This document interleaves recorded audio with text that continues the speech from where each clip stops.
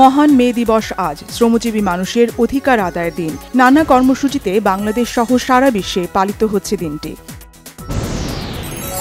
শ্রমিকদের বঞ্চিত করলে আন্তর্জাতিক খ্যাতিসম্পন্ন হলেও ছাড় নেই বললেন প্রধানমন্ত্রী শেখ হাসিনা। ধ্বংসাত্মক কাজ থেকে বিরত থাকতে শ্রমিকদের প্রতি আহ্বান।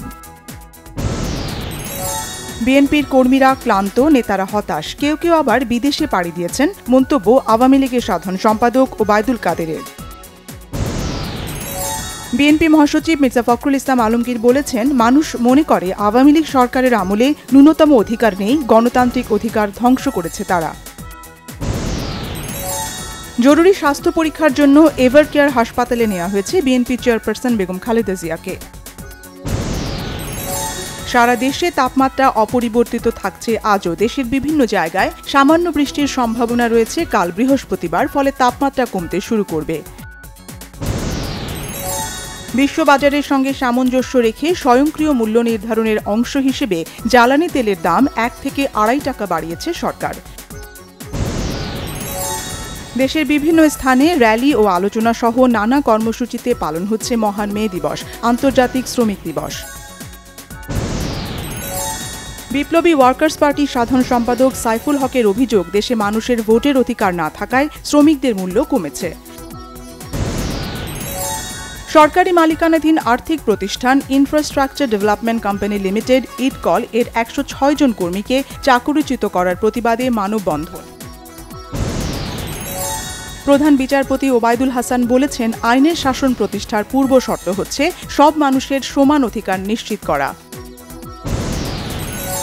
রুমা ও থানচিতে ব্যাংক ডাকাতির ঘটনায় কুকি চিন ন্যাশনাল ফ্রন্ট KNF এর এক নারী গ্রেপ্তার, রিমান্ড শেষে 14 জন কারাগারে।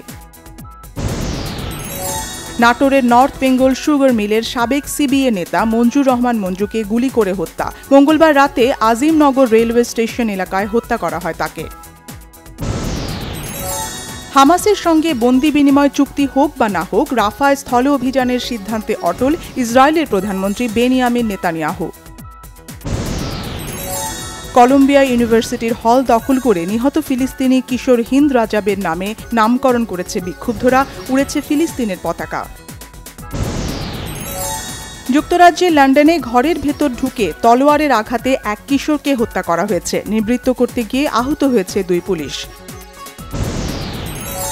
উয়েফা চ্যাম্পিয়ন্স লিগের দ্বিতীয় সেমিফাইনালের প্রথম লেগে মাঠে নামবে ফরাসি জায়ান্ট PSG, প্রতিপক্ষ German club Borussia Dortmund. Champions league ফুটবলে ভিনিসিয়াসের জোড়া গোলে বায়ার্ন মিউনিখের মাঠ থেকে ড্র করেছে রিয়াল মাদ্রিদ।